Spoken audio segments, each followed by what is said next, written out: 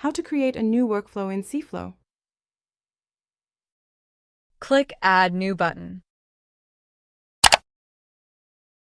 Enter workflow name and click on the Create button.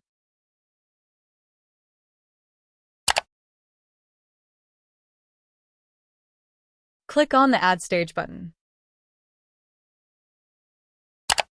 A pop-up will open on the right side to enter the new stage details.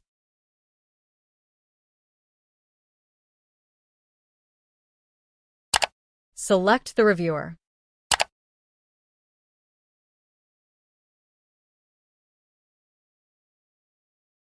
Click on the Save button to create a new stage. A new stage will be created for this workflow.